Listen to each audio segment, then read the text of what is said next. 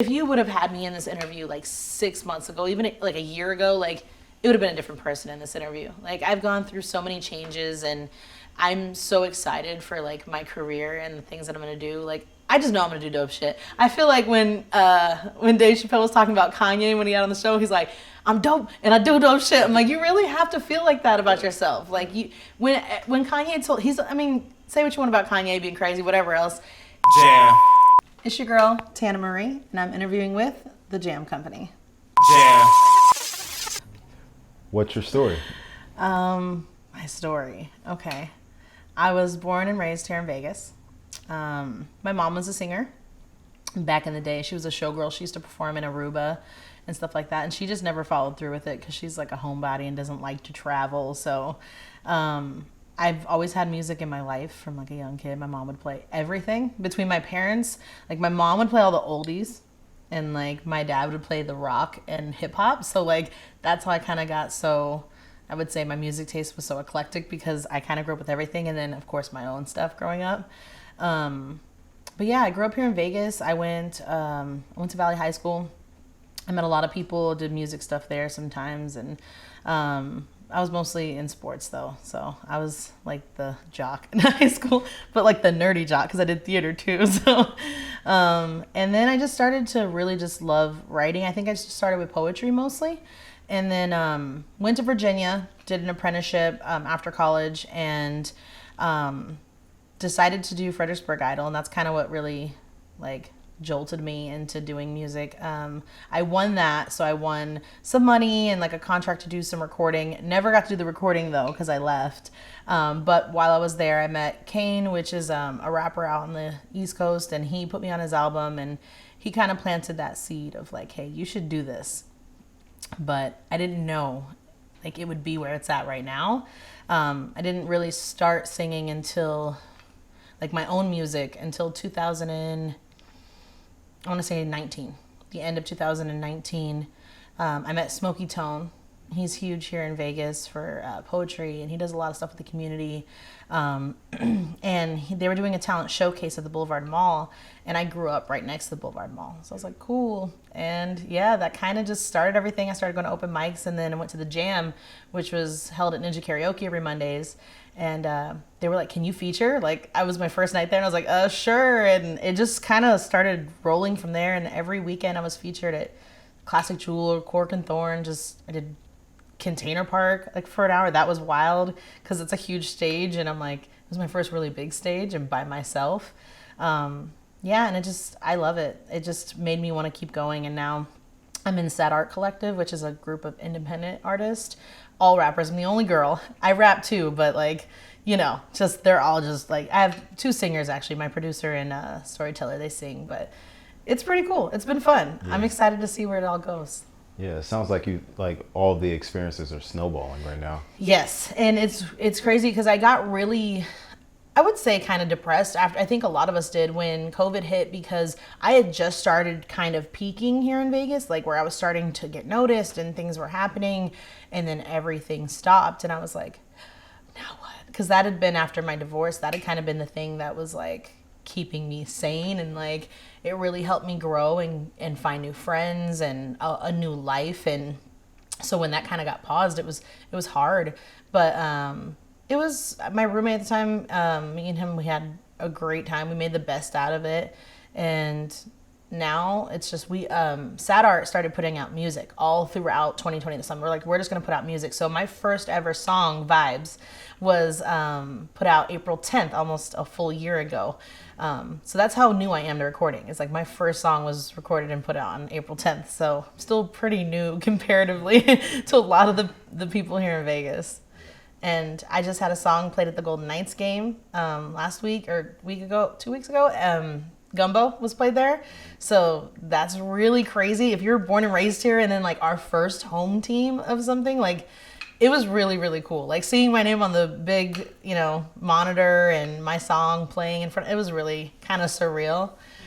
And then Vegas Weekly had a write-up about Sad Art in there. So like all of us signed it for my mom. So that was cool. I'm like, this is weird. And then this is like my first like interview with like all the cameras. So it's kind of awkward, but I'm like, I guess I gotta get used to this. But yeah. Yeah, I was gonna ask you. That was one of my questions. Like, what is that experience like with getting like that hometown love from UNLV, from performing at UNLV That was the Golden Knights? like, so I've gotten a lot of people like say cool shit. Like, oh, sorry. You can cuss. I was You say can I'm the cuss. worst. You can curse. Cool shit. Let it fly. Let it fly. But Kato, the producer, like he is known on like TikTok for all of his big things that have been like going viral, and like he commented on some of my stuff, and that's cool. But something about Vegas supporting you as a local who's born and raised here, because we don't have many artists that come from here that are big, and like Neo doesn't really claim Vegas like that, you know, like he doesn't be like, yeah, you know, Vegas, like even though he's from here, and Dizzy does, and Dizzy Wright's great, but like other than that, we're just starting. I feel like it's been this crazy amount of energy over the past 2 to 3 years that I've noticed, just like more and more Vegas artists really starting to immerse and like showing that like we got potential too. And I think Vegas is going to be, to me, in my mind, like the next like Atlanta, where shit just starts popping and like everybody's coming out and it's like, bam, we got this person, because the amount of talent here, and we're a melting pot, everyone comes from everywhere, so the amount of artistry is wild.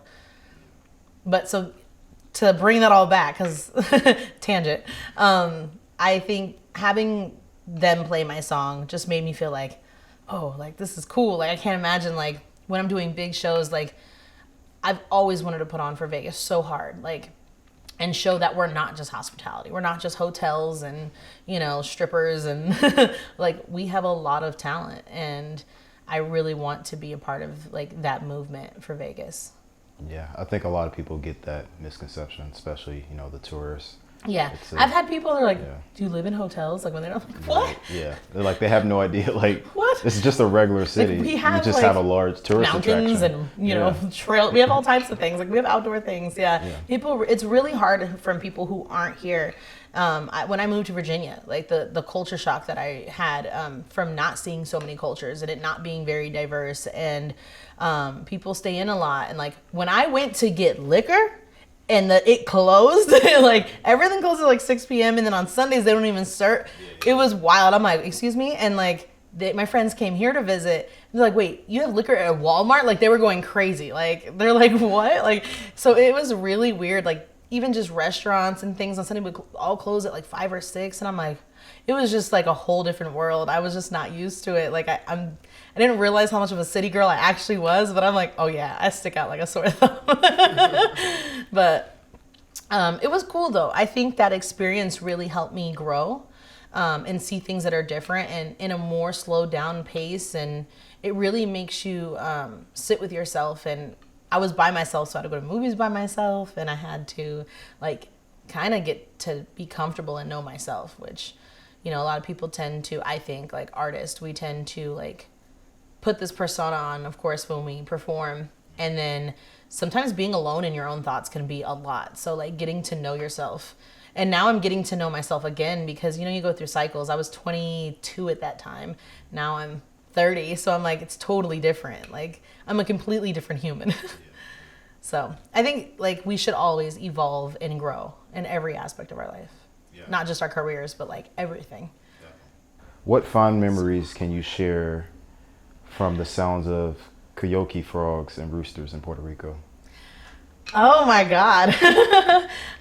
So in Puerto Rico, I went there when I was 15 for my friend's quinceañera, and like the whole trip was so dope, because like I've known my best friend Haiti since I was 5 years old, so we've grown up together. Like we have kids the same age now. It's really crazy.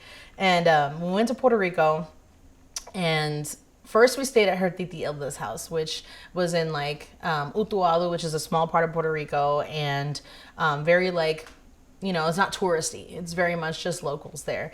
And there was this rooster that like either had to be blind or something. I don't know what was wrong with this motherfucker, but like he would only like cockle-doodle-doo at night, and like in the morning, nothing. So at night, we're just like, are you kidding me?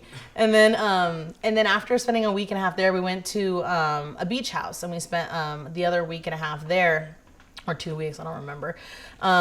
When you're 15, it feels like forever. I felt like I was there for like 8 months. But there was these little frogs, coqui. That's what they call them because they make the sound coqui, coqui at night. There's also like the big ass bullfrogs. They're just like loud as shit too. And so we'd fall asleep to those. But at the time, so we had no idea. There was 2 different beds. I was laying in one of the beds and I kept getting bit everywhere on my ankles. I'm like, what the fuck is happening? I'm like, hey, you're not getting bit? She's like, no. So I'm like, what the hell? Turns out at the very end of our stay there, I look under the mattress and there's like a piece of coral and it was like sand mites. So like that's why I kept getting bit. I was like, this is some bullshit. Why didn't I find this in the beginning? But that was an amazing trip. We were there for Noche de San Juan, which is like a huge festival there, and that was so much fun. Burger King in Puerto Rico slaps. Yeah, they serve different stuff smacks, there. yeah. They have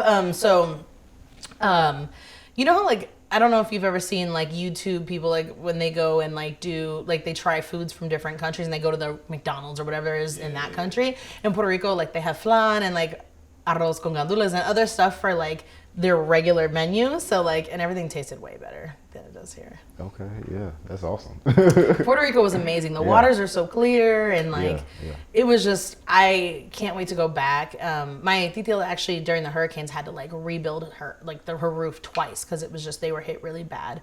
And it's sad because the tourists have been taking over so much Puerto Rico for so long and like on beaches they weren't supposed to for locals, and I feel like that happens in a lot of places like Hawaii, and it's like they push out the people that have been there, and it's sad to watch because like they see their home and their place like being, you know, bombarded with hotels and just becoming a tourist attraction.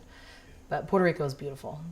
I'm not well traveled, so it's the most beautiful place I've been to, but I've never been out of the United States, so I'm sure there'll be other places soon. I'm manifesting that.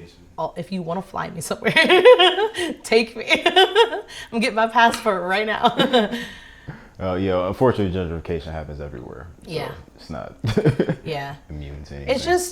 It's sad. Or, I don't know, like, you become an artist, like, to me, if you really care about art, you become an artist, whether it's music or, you know, painting, whatever, because of like how it makes you feel and how it makes other feel, not because of the money. The money is an added bonus. Like, wow, yeah, I can become rich at this. I can be, you know, I can live comfortably. Some people only get into it for the money, and like, you know, there's nothing against that. There's people who go to school to become something just so they can make good money. Nothing against that. We live in a capitalism place, so, you know, but for me, I'm just like, art should be about like how it makes you feel and how it makes others feel. So like the money that comes with it will be great, and I really just want to travel. Like, that's the biggest thing.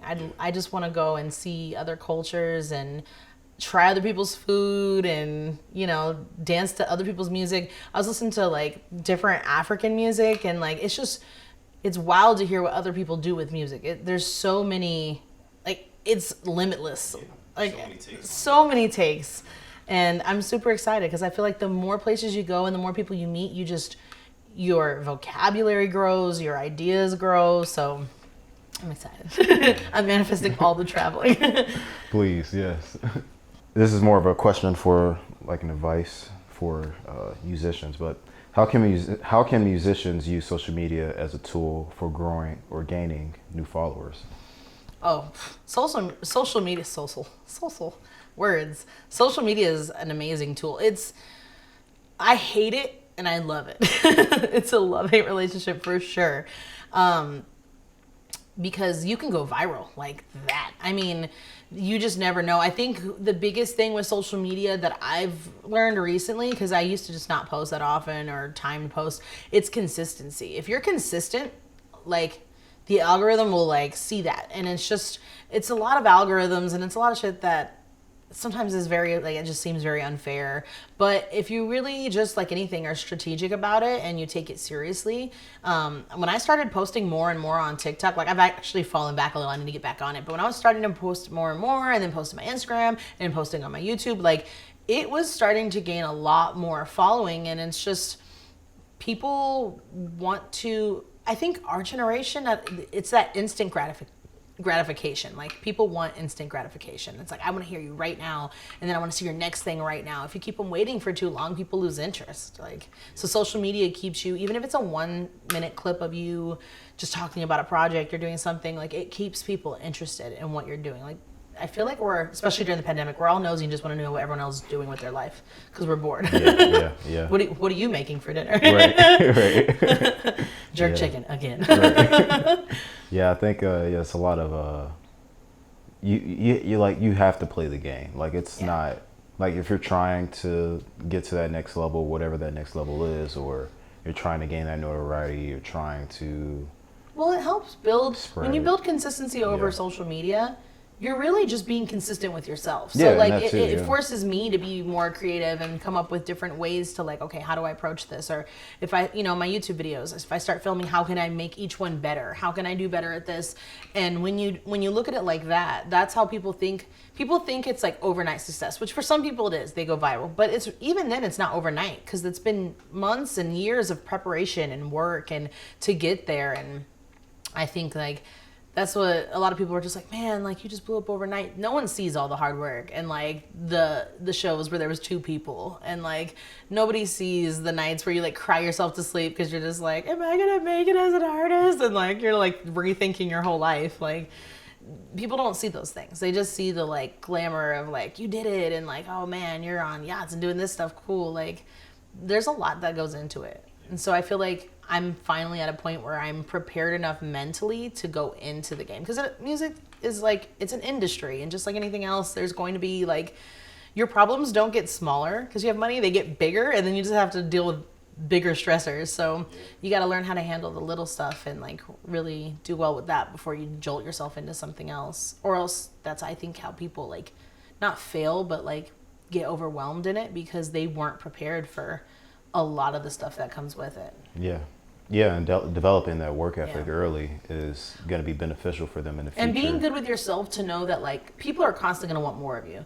Like, Frank Ocean didn't drop some people are like, we need Frank Ocean stuff. Like, you've got to realize that people are going to expect more from you. They're going to want things from you. And you've got to really be cool with you. If you're not cool with yourself, like, when you go into that, I think that's when people have a hard time. Yeah.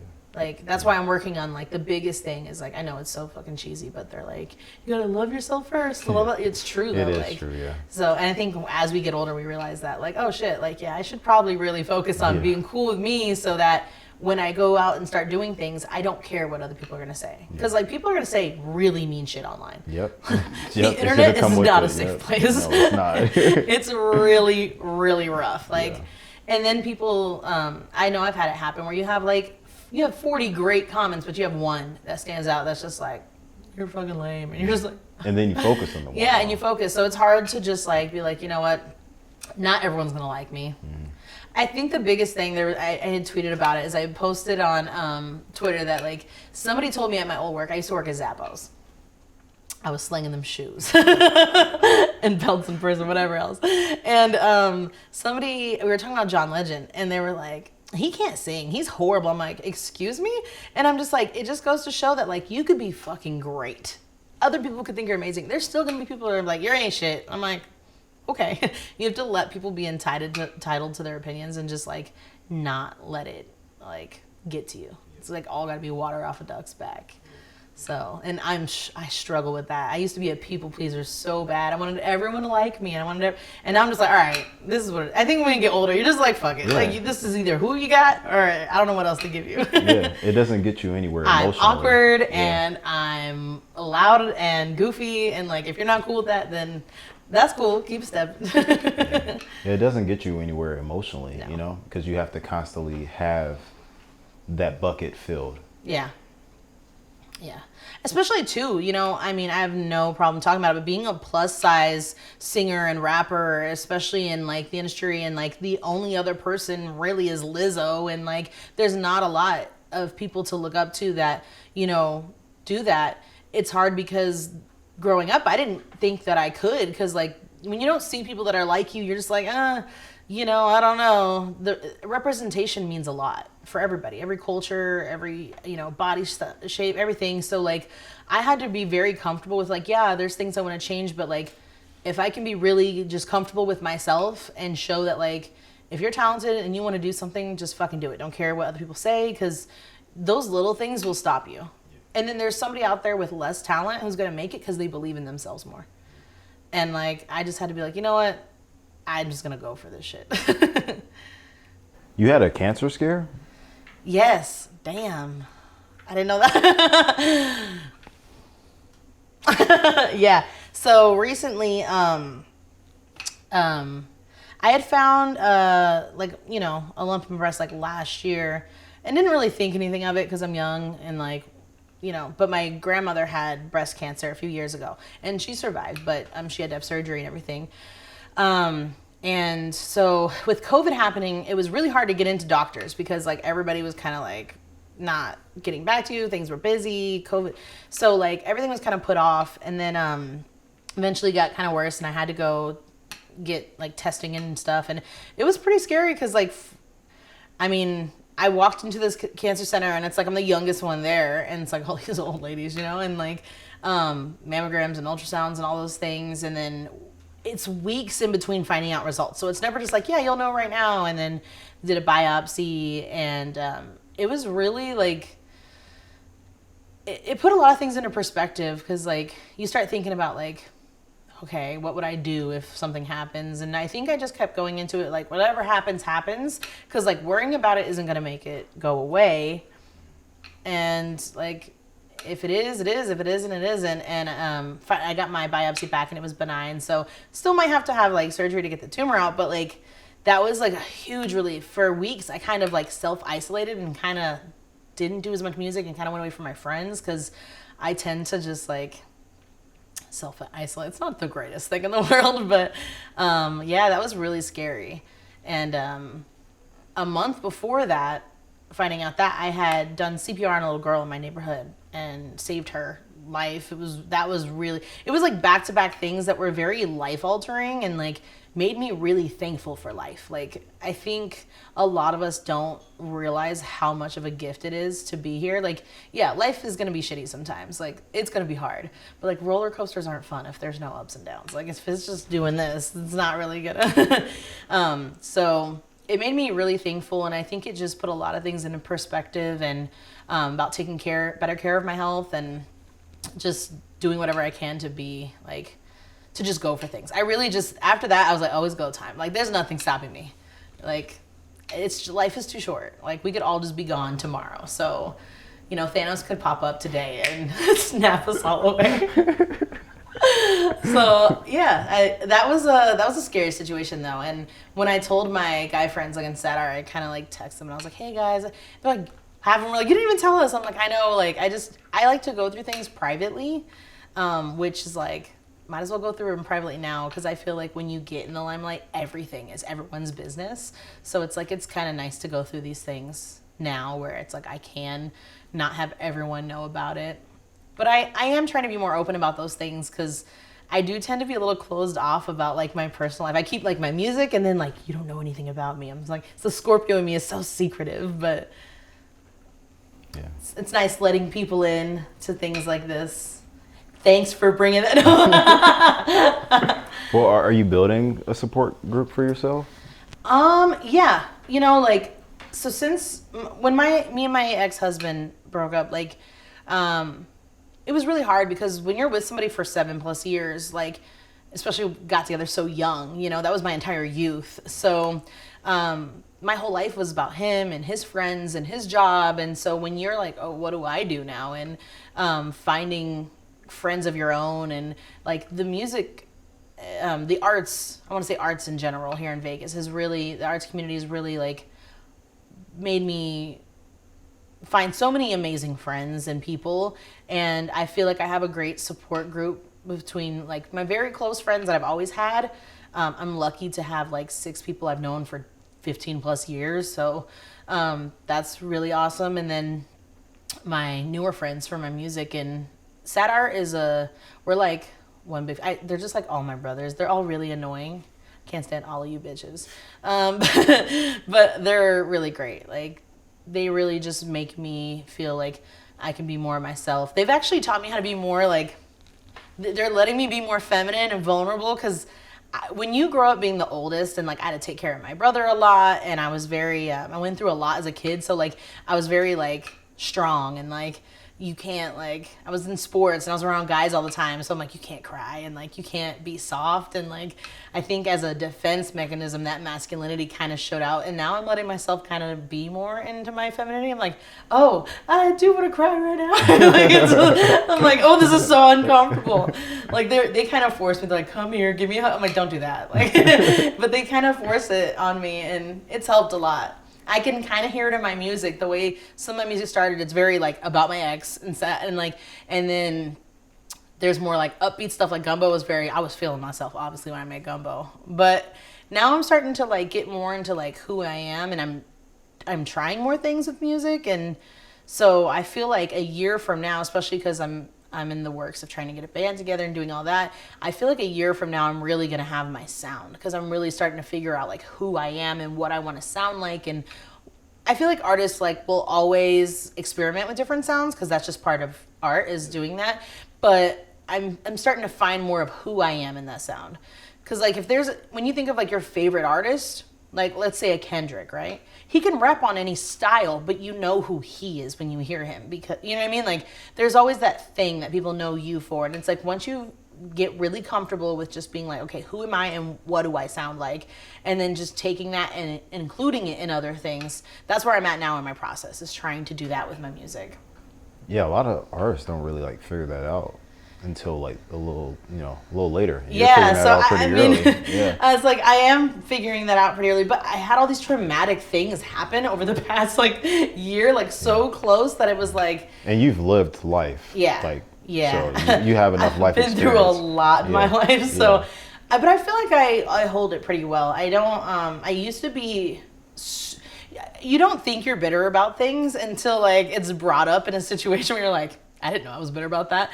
There's a lot of hard to swallow pills. Like growth within yourself is a lot of like, oh yeah, maybe that wasn't great of me, or like, yeah, you're always going to be the demon in someone's story. You're never going to be like perfect to everybody. So like accepting my flaws and being like, okay, well, how can I grow from that? Or it's a fucking it's tiring. It's a process. But like I think I do have a little bit of an advantage, because I feel like going into this now, where had I had kept going in 2020 and there was no COVID, I think I would have gotten pushed into things maybe before I was ready. So I really feel like I'm spiritual, I'm not religious, but like God, whoever, like really was like, we're going to slow it down, because I really want you to work on you before you get pushed into all of this. Because now things are up and running and I'm starting to get shows again. And I have a show on the 23rd, a shameless plug, for the Jam at the Space LV. And it's going to be my first time back at the Jam. And it's so exciting to see like all the people, and now have this like different presence in myself. Like I've always been confident on stage, but now I'm confident a little bit more off stage too, which is like the battle. Yeah. Is like joining those two. Yeah. So. It's gonna be fun. It should be fun. Yeah, I'm excited. Yeah. I'm excited to see where things are going. I really do think like great things are coming for me and the people I know in this city, like soon. Like I think sooner than we think. Yeah. Like, I don't even know if I'm 100% ready. I'm just along for the ride. I'm like, fuck it. Yeah, and that's all you can be. Yeah. Yeah. In your own way, what are you doing to break down generational curses? Ooh. Okay, so there's this quote, and it was like, generational curses it ran in my family until it ran into me. And I'm like, man, like that's deep. Like there's so many things that I've realized, like our parents tried their best, right? They are just a product of how they were raised, and learning to forgive a lot of things that you're never going to get apologies for. And trying to raise, I have a 3-year-old, so he'll be 4 next month, and watching him grow, and especially as a little black boy, like there's so much he's going to see in this world so differently than me growing up. And it's like, I get to give him a healed version of a mother. And it's like, I feel like that's so important for kids. Like me and my ex, we're not the greatest all the time. We don't really but we put a lot of things aside for him, and he's happy. So like, that's the best part of like having your own kid and trying to break a lot of those generational curses, is like, okay, for him to be happy, like I have to be happy. Like it's hard when I see single moms, like we're all just doing our best, but like who make their kid like their best friend and this, and like I don't know what I would do without you. Like I don't want my son to feel such a heavy burden at such a young age. Like you're a kid, just be a kid. Like I got this. And like if he sees me happy and doing really good things and following my dreams, like that'll like, because kids don't listen to you, they watch everything you do. So if he sees me going after my dreams and he sees me pursuing things and not giving up when things get hard, and you know, handling things with like grace and kindness, like then he'll do that. And that's like the most I can ask for. If I can break that generational curse just by itself, I feel like that will be like blessings on blessings later. Yeah. He's great, and he's hilarious. His name's Apollo. That's why I have the Apollo tattoo. Oh, okay. Yes. He's awesome. hilarious. Awesome. And he already has like shows so much like genuine interest for music. It's so dope. He'll sing my songs in the backseat. He goes, "This mama song," and he'll sing it. I'm like, "Oh my god!" That's like awesome. Yeah. that's the best thing ever. Like the only thing that'd be better is like when Timbaland hits me up and is like, "I love you." I'm like, but like other than that, my son being like, "I love this song," I'm like, "You got good taste, kid." That's awesome to always see, you know, your child supporting you. That's amazing. It's really cool. And he's got rhythm. He's like already like he loves drums, and like if I tap a beat, he can follow me, and like it's really cool. Like I'm excited to get him into music lessons young. Like I'm not going to push it on him because I want him to do whatever he wants. I don't want him to think he has to do something I'm doing, but like whatever he wants to do, like I want him to try all the things. Cuz like when you grow up with not a lot of money, like you don't get to do a lot of the things that like you don't get to grow up with like all the lessons and this. Like I feel like I maybe would by now would have known an instrument if that was the case, but there was this thing in Vegas, I don't know if it's everywhere, but it's called Inner City Games. And so when we were younger, like they had swimming and hip hop dance classes and like every sport you can think of. So I used to do that because it was for like everybody. It was open to the public. And so that was like my thing. That's how I got to try a little bit of everything. Yeah. So that was cool. It was like the Y, I guess, it was but like a a huge community center? Yeah. Okay, yeah. Yeah, it was really cool. Yeah, that's awesome. Yeah. How can you stay motivated as a musician? Motivation is one of those things that like it needs to come from like within, because I used to look for motivation through validation and like a lot of outside sources, and then it's fleeting. Like it comes and goes.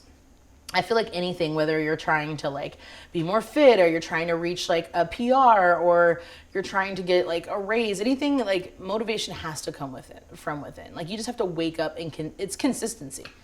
I'm reading this book called The Power of Now, which is an amazing book. Go get it if you have not read it.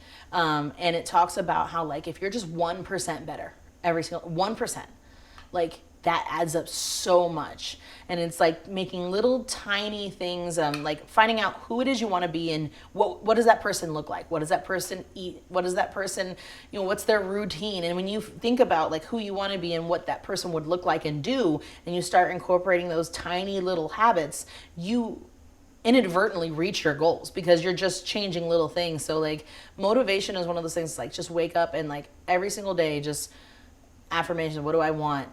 How am I going to get there? And it's always going to change, because then once you reach a certain goal, you're like, okay, what's the next goal? But then trying not to be obsessed with that either, because there's the obsession with like, okay, I've reached this, now I got to do this now. And it's like, like the point of life is to enjoy it, because if you're only happy when you've reached the goal and you're not enjoying the process, you're going to feel like you miss so many parts of it. Like, I'm trying to enjoy the process of being the struggling artist. Like, I'm living back with my parents right now. It's been rough, okay? 2020 did me dirty, but I'm like, it's okay. I had to spend my dirty 30 really dirty, and I was like, I had plans to go to Greece, and it messed me up. But like, you really just gotta enjoy the process in anything you're doing. Like, I used to be like, okay, I'm gonna make this hit song or write this hit thing, and it's like, now I just enjoy the process of being in the studio, or like being around my friends and being around creatives and things like this. Like, not everybody gets to do shit like this. This is really cool. Yeah. And like to be like, oh, when was your first interview? It was with Jamal, the Jam Company. It was pretty great. Like, I was really awkward. But like those things are the things that I feel like we miss in everyday life. Like, have you ever been so excited to get to the beach or like drive to somewhere that you didn't even the drive. You don't even remember half the drive or how you got somewhere. And it's like, I feel like that's what life is like sometimes. Like we are so focused on like that thing we want to get to that we miss all the other really dope shit along the way that was happening. So it's like I'm trying to be a little bit more like aware and like present. Because I think like when you have a lot of traumatic experiences growing up, no matter what they come from, you tend to live in either like the past of like what had happened, I wish I could do this, or like the present of I'm going to do this. So living in that present area, like right now, like it's very important. And like that's I think where like I'm trying to keep my motivation coming from is the right now. Like what's keeping me motivated right now? Because like it's from moment to moment. It's not even day to day. Like one moment it may be my son. One moment it's like, oh, I need to eat, so my motivation is make some money. It's like, you know, and then my motivation is like, I want to have fun. And so like it changes, but it's always got to come from, I think everything is internal. The more like I read and get older and just learn from my friends and what to do and what not to do, it's always internal. Like everything you see is a reflection of how you feel inside. If everything's shitty, it's because your reflection, that's how you feel, is that everything's shitty. It's what you're projecting. So I can go on and on about projections though. And like, oh, that's a whole nother subject. Definitely. Yeah, I think it's not a straight path towards your goal. I don't think anything in life is linear. No. Like everything is just like scattered and just like, oh, Bruce Lee. I love Bruce Lee. That's my boy, Bruce Lee. He would be like, he just be like water.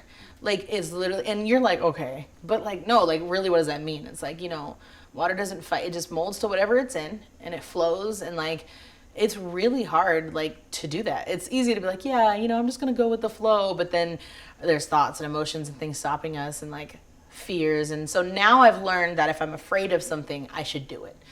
Because there's growth in the uncomfortableness. Like this is kind of uncomfortable, but I'm like, it's gonna make me grow. And like fears of like getting on stage and failing or you know, like not doing well. Yesterday's show, I fucked up one of my lyrics and had them restart it. And I was like, you know what? Like these people don't care. Like you really just have to be fearless in the sense of like failure is gonna be your greatest lesson. Like, I learned so much from the shit I did wrong more than the things that I've done right. Yeah. Like, you know, when you do something really messed up, that's when you get, like, your biggest lessons. Yeah. It's almost, like, tattooed in your brain. Yeah. Of, like, that's a reminder of not to do that. Yeah. Like, remember that one time? That shit did not feel good? Yeah, don't do that. Right. And I think, like, we learn that as kids. You know, you put your hand on the stove, you're like, oh, shit, I don't touch the stove no more. You know, kids will learn.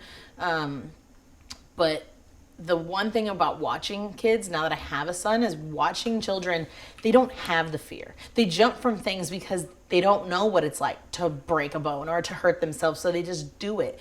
And there's like something so beautiful. And when we look at kids and why they don't know. They haven't been told that they can't fly. They haven't been told that they can't be these things. Like we tell them these things as they get older. Society does what they can and can't be. And they can't comprehend it because they're just being learning adult is literally just right unlearning all the shit and becoming a child again. Yeah. Like I really feel like becoming adult is just learning to be a child again. Yeah. Because if we can learn to have those childlike ways of looking at life where like no one's told me I can't do it. Like anyone who's ever invented anything that's been important. Mm-hmm. Everybody's like, you're crazy. Yeah. That's not gonna work. Yeah. And you have to just be like, okay, well, I think it will, and you just have to keep doing that. Like, and when you hear that, that's got to be an indicator for you to keep going. Too. Yeah, and you know, like, it's really hard because I feel like every artist might have this, except for maybe some people. Like Kendrick was kind of put on by the city and stuff like that, but like.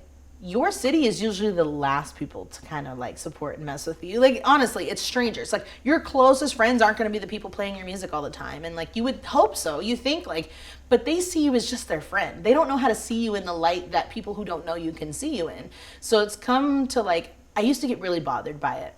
And I'd be so upset when like my friends, they're not even coming to my shows. They're not showing me any support. And I would take it so personal. And I'm just like, they just know you as goofy ass Tanna. Like they don't see you as this person. And so you have to prove sometimes yourself to people and not take it personal along the way. And that's been a lesson to learn because now I just kind of go with it. And I'm thankful if I get 3 likes on a video or 300 likes. Like, And I try not to value myself based on likes and shares and numbers, because like that can be a lot. That can stop people from doing stuff. They just don't see the success. And I'm like, it takes one time for one person to hear me and share something, and now I have 300,000. You know what I mean? Like, so I try to just keep going, regardless if I'm getting barely any. Even though it's really hard sometimes for that ego. Our egos are like bruised. It's very hard to keep that in check. My ego used to be like a banana. It would bruise very easily, okay? Now I would say it's more like I don't know. I don't know what vegetable doesn't bruise very well, but bad analogy. But it's not as easily bruised. Like, I still have moments where I'm just like, oh, and I have to kind of check my ego. I'm just like, oh, okay. But what symbolism did you take away from finding a necklace with your name on it that you thought you lost? This necklace. Okay, so wild story. Lord Jesus. Okay. Who are you, narwhal? Who do you think I am? Okay, I like this. Okay, so me and my ex-husband, he bought me this necklace when I was in Virginia. I think it was like a year when I had been in Virginia, and after he had proposed, and this was like a birthday present. I wore it one time to a bar, got really drunk, and could not find it after that. I thought I swore up and down that I had lost it at the bar or something. I was like, I don't know where I put the necklace. I've never been good with jewelry, to be honest. Like, I lose jewelry so quickly. I've been a lot better lately, though, because I have a lot more pieces I actually care about. So, actually, never mind. I'm not going to go into that tangent. I think that was a reflection of not caring about personal things, is like a reflection of not caring about yourself. But that's a whole nother story. Anyways, back to the necklace. I lost it.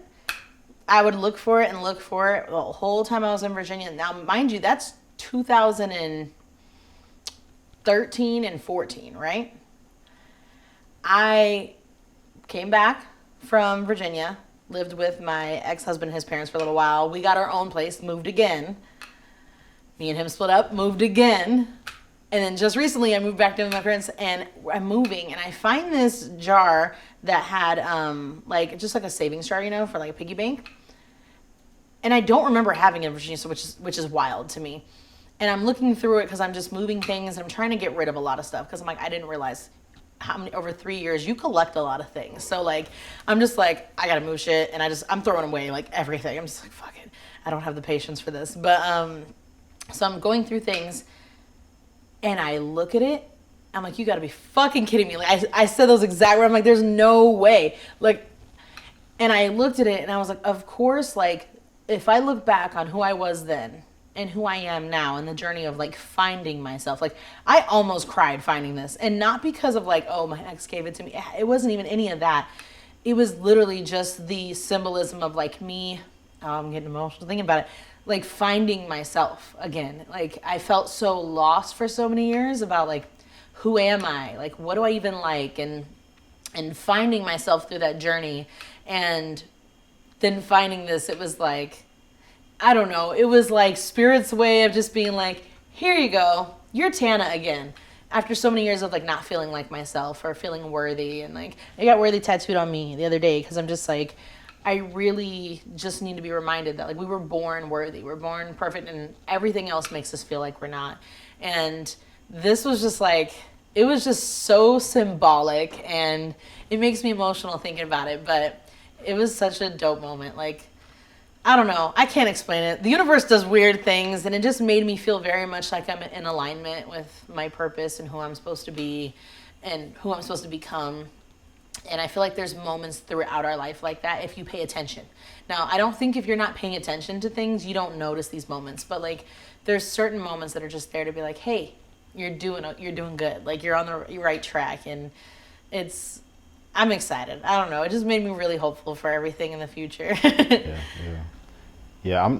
When you said I'm not religious, but I'm spiritual, I align with that, because especially like in the past like 2-3 years, I've been taking everything as a sign of like, oh, this is like the universe telling me I should be doing this and not that. Mm-hmm. Or like, I don't know, for example, like I thought it was like the opportunity was there. Mm-hmm. I thought I was gonna have it, but then it's just like everything fell apart.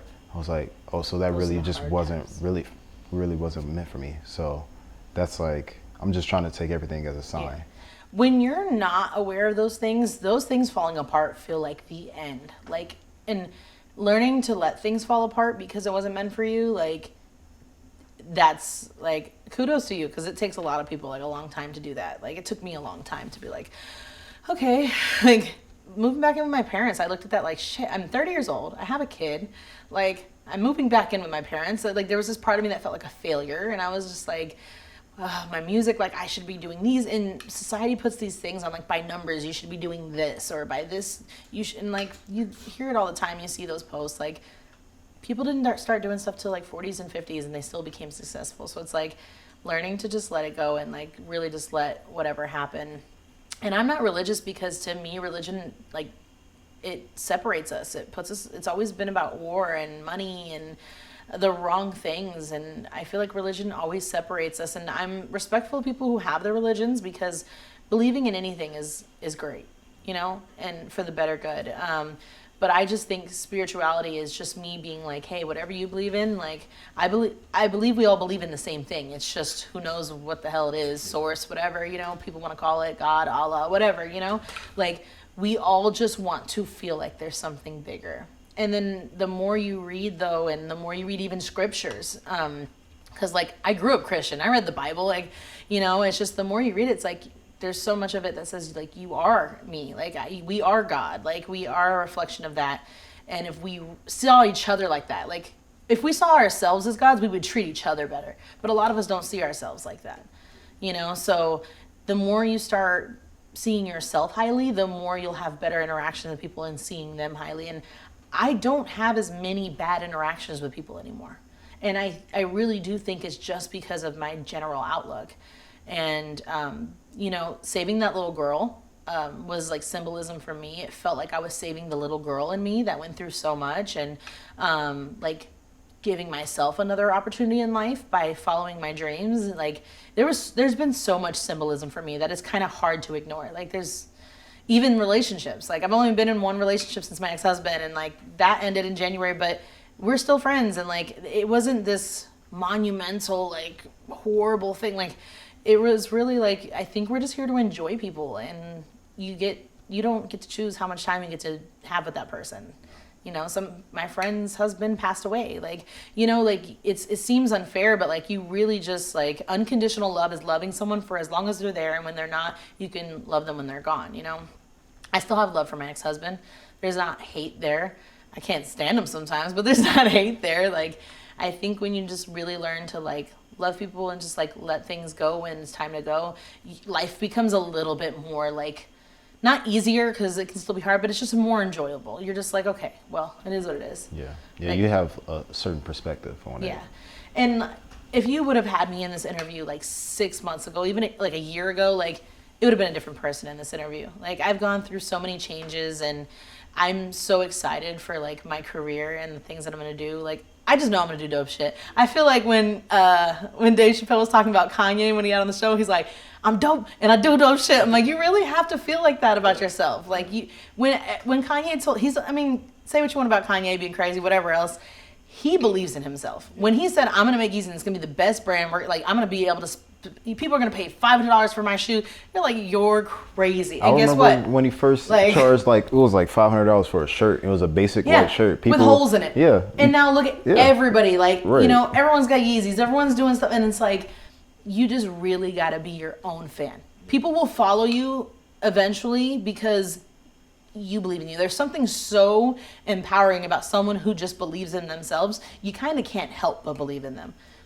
Like, so. Because you want to see where it goes. Yeah, like, so I don't mind if like people don't always see my vision. Mm-hmm. You know, I got 4 eyes. You're not always gonna see what I see. And I've been through a lot. So like I just like kind of let people see what they want and say what they want now and feel how they want, and you know, that's it. Like, and then I think the more people get to know me, it'll really show. Like, I just want to show the world that like we could all be really fucking kind to each other and be really cool and have a lot of fun, and enjoy the most out of it, because there are going to be really shitty moments in life. And if we hold on to like those certain people or certain things that make us happy, like it makes those really hard moments a lot better. Like art makes this world a better place in every form. Yeah. That's a good end. Welcome to my TED Talk. That's a good way to end that. So go ahead and plug your music and where we can find you online. So you can find me on Spotify, on Apple Music, on Tidal, YouTube, your mama's 8-track, like everywhere. But I have a YouTube channel. I think it's Tanna Sings with a Z always. I was young. But you can look me up on there. I have my music on there. I have covers that I do.